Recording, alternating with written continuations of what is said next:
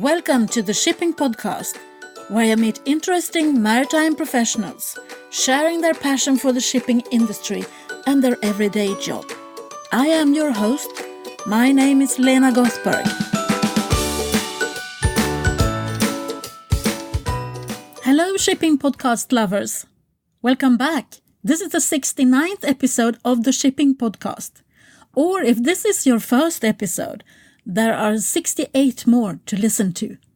I have met maritime professionals from all over the world and from different parts of the maritime industry. There is a fantastic back catalogue, if I can say so myself. In every episode, I ask the guest to give me a suggestion for a new person to interview. And I realized that I had the request from quite a lot of people that you wanted to listen to a maritime startup, someone who is now one of the early starters when it comes to taking advantage of the digitalisation that we are entering into. And I have found one. I'm so pleased to introduce you to Constantine Komodromos, co-founder and CEO at Vesselbot. Vesselbot is a digital marketplace bringing together charters and ship owners. They work in the bulk market right now, but as you will hear, they are planning to expand. You can visit their website vesselbot.com and see how intelligence out of the blue is made. I must confess to you that the first time I met with Constantine was in Copenhagen in March. We made the interview and I messed it all up. There were some technical issues, so I went back to Constantine to ask him if there was a possibility for us to meet again. Of course there was. Everything is easy with Constantine. So we met up at Nord Shipping in Oslo. This interview was made on May the 31st, 2017. This is the chat that we actually managed to do this time. Welcome to the Shipping Podcast. Thank you, Lena, for hosting me. Could you please introduce yourself? Yes, I am Constantine, and I am one of the founders of Vesselbot, a ship chartering platform that digitizes the whole chartering process for the bulk maritime industry. And what is your background? A bit strange story. I began as a finance person and have been working in the finance industry and advisory, consulting, and then moved into shipping from the consulting industry. And now moved into entrepreneurship in the last couple of years. So, how did you find the shipping industry first time when you entered? When I first joined the shipping industry was when I had just returned from London, UK, where I was working within the financial industry. And that's where I've seen and experienced the very big difference there is between the maritime industry and other markets. And it was quite an experience, if you like, for me. So, yeah, it was quite strange. Okay. I can understand that. But you're based in Greece? Correct. We are based in Greece and we have a small presence in Rotterdam, Netherlands as well. Could you please develop what is Vesselbot? What can you do for the shipping industry? So, we basically have developed a technology which simulates what a physical broker, chartering broker would have done today. So we create the tools which allow the ship owners and the cargo owners to identify which is the optimal party to cooperate with in a given transaction. So what we do is, in essence, we use big data analytics, AIS signal, and a lot of data that we have gathered ourselves relating to different variables that are relevant to the chartering transaction, and we make simulations and scenario-based proposals to the parties involved in a transaction that will carry a cargo from one location to the other. And how have that been received? Mixed signals, and as in every new technology, in most of the cases you have different responses. We have certain companies that do believe in what we do and have already started working with us, trying our technology and looking at investigating how that could be introduced into their operational day-to-day activities. And there are others that don't believe that we bring any value proposition, which is strange for us, but that's still the case. So is it any kind of cargo, or is it?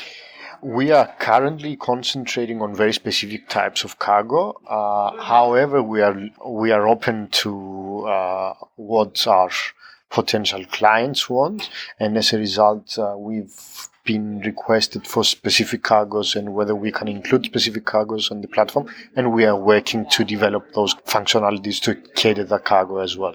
So, for example, LNG seems to be like an area where there is an increased interest from the stakeholders in the market to get some platform like that. So it's liquid, or is it containers, no, or is it? We concentrate mainly at the moment on the dry bulk side of the maritime industry, and that's where we are more or less commercializing our solution towards. So how does it work? If I'm a cargo owner and I think, oh, I want to try out Vesselbot, do I get my own website, or what happens? We have a cloud-based application where the charterers and the ship owners may register, and after a know your customer process we follow in order to keep only the appropriate members on the platform. We allow you to start trading through the platform from your own house, from your mobile, wherever you are. When you have an internet access, you can access the platform and execute transactions from there. And the payment goes through that as well? No, the payment is something that we chose not to include at the moment because it requires a lot of cash availability, which as a small company we don't have at the moment. But this is something that we've been asked whether we could facilitate, and we are working with certain financial institutions to see how we could be introducing something not on our own or outright, but with the assistance of other bigger players in the market. But you're not thinking about bitcoins yet then? Bitcoins, no. Blockchain, though, yes. So we are in discussions, strategizing, if you like, to see how we could be bringing blockchain into the picture.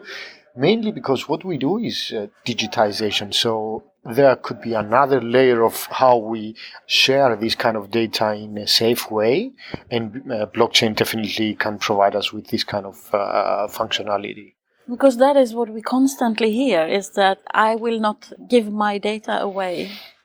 Yep. Still, you can share with anyone you want to. It's not that like you have to share everything with everyone. So you can be selective and give access to the appropriate authorities, appropriate stakeholders within the market that you want to share the data with. So it's not the evil in our lives that we blockchain or technologies that bring transparency bring to the market. So we need to take it understanding in a different way, that we can be assisted by these kind of technologies rather than demonize them.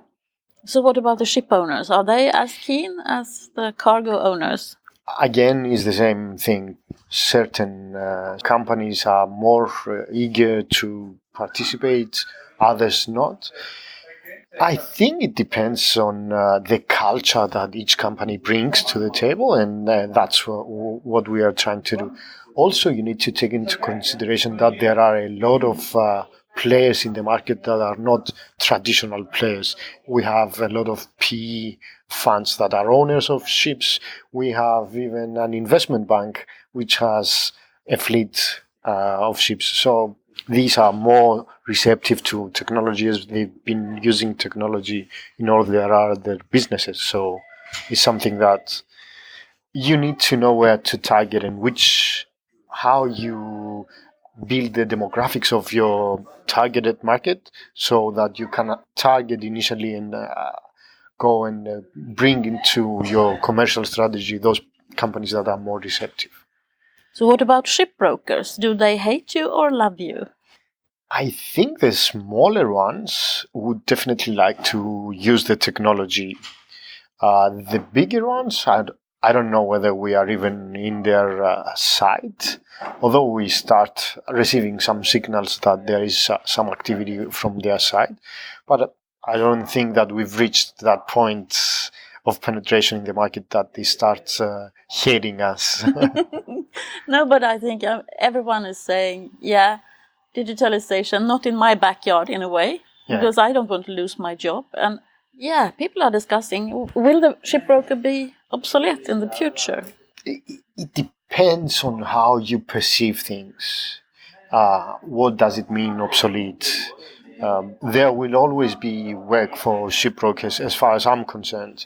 Maybe in a different capacity. We are a shipbroker as well, but in a different way. We do everything in a different way, in a more optimized way. So that's what we bring to the table. We are not saying that we don't want anyone to be in the ship brokerage industry, and it's ourselves that we will only be. That's wouldn't be sane to be claiming or trying to establish something, achieve something like that. So yeah, brokers will be there.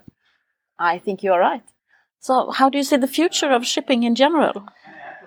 I think that a lot of business models will be changing soon.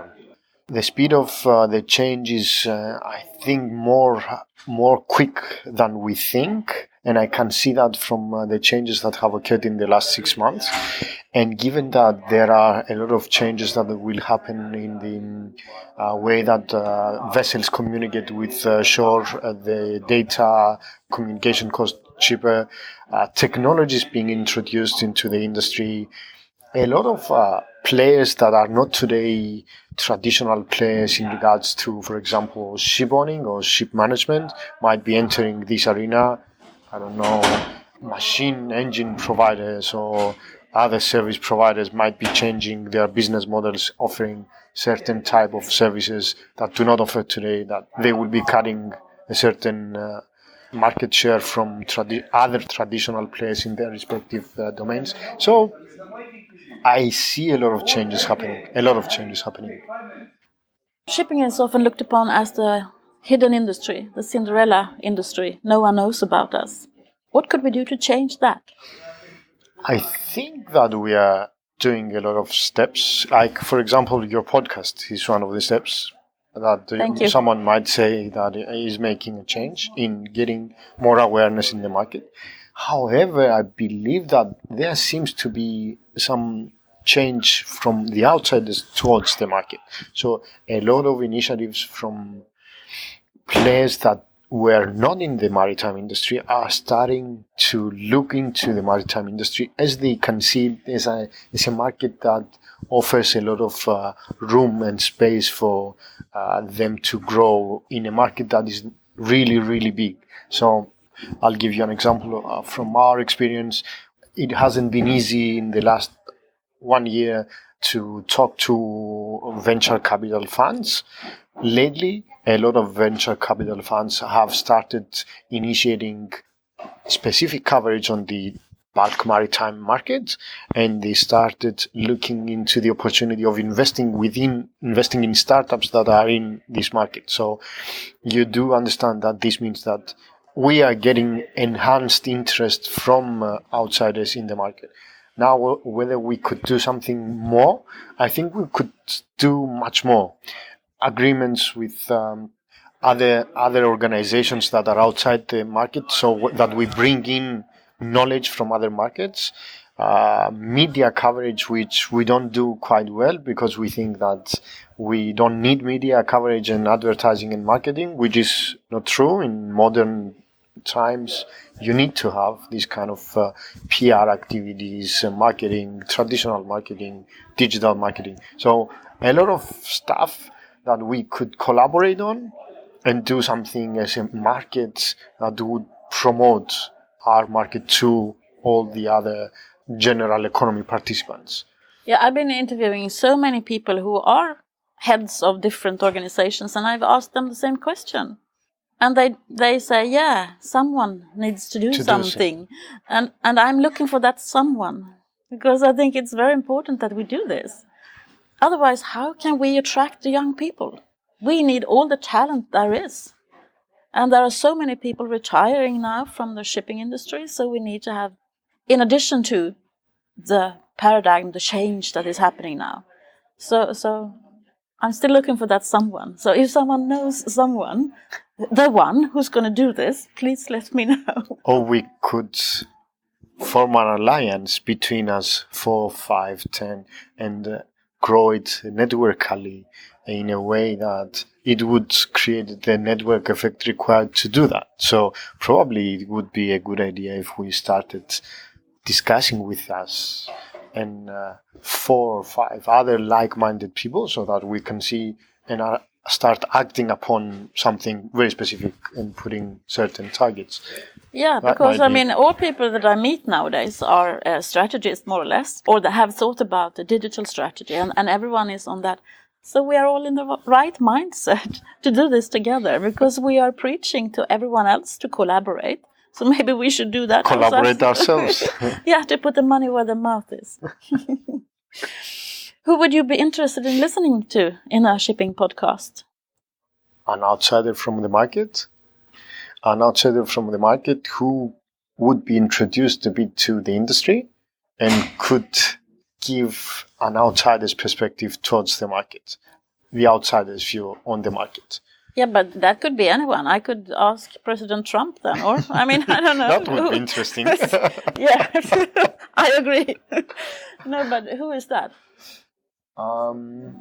Trying to think of someone, especially since in the last few months we've been hearing a lot about how aviation is different from shipping while it is so similar. For sure, senior person from an aviation company or someone who has a relationship with the aviation industry would be great to hear his views on shipping and how shipping could change. Yeah, that would be interesting, I think. Did you have a role model growing up? Business role model or generally? In general, I don't believe in individuals. I don't believe that someone is the best in anything. I believe in the knowledge that a lot of people can bring. So I usually read and study about different individuals in different markets. And you might say that I don't have a role model, but all this collective knowledge of different people are my one role model. So no particular person I could name. Okay, good. Thank you very much for taking the time. This has been a very, very difficult episode to record. I'm so happy we managed to do it. Finally. It's been a real pleasure, and I just loved it, so, irrespective of the differences, to be honest.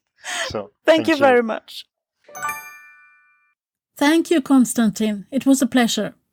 Maybe I need to admit that we made 3 attempts. That is why we are a little bit giggly at the end of the interview. We tried 3 times in a lobby where people doesn't really realize how loud they are when they are speaking in their mobile, or how much noise they make when they meet someone they haven't seen in a long time. So after 3 attempts, this is what we ended up with. But I am pleased with the interview, and I hope that Constantine is as well. Speaking about Oslo, I'm planning to go there now, October 23rd to 25th, and interview 6 out of the 10 women to watch for the future in the shipping industry. I think I need to introduce those women to you. But if there is anyone else you think I should interview when I travel to Oslo, please let me know. hello@shippingpodcast.com. Speaking about women, many of the women to watch for the future are members of Women's International Shipping and Trading Association, that is VISTA for short. I am at their annual general meeting and conference in Rotterdam, October 4th to 6th. VISTA the Netherlands, the organization committee, has chosen innovation as their overall theme for the conference.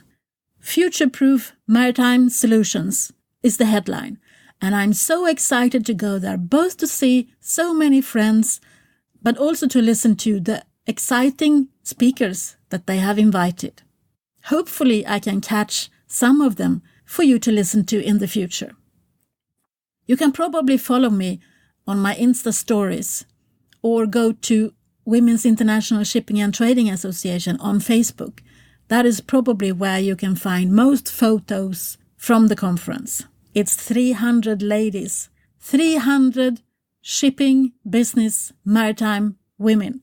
It's going to be so great. What's not so great is that you don't give me any feedback. I need feedback, both good and bad, in order to improve the shipping podcast. I think it's time again to take it to the next level. I get a little bit depressed every time I get this email. You have no new reviews on iTunes. I know I told you it doesn't matter, but maybe it matters for my mental state. I don't know. If you want me to improve this, you need to help me out. I want you to go to the Patreon page, patreon.com/shippingpodcast, and subscribe. Give your financial support for me to continue. I am doing this all on my own. I know I'm called a superhero by some who won't be mentioned on this podcast, but I think this is something we should do together.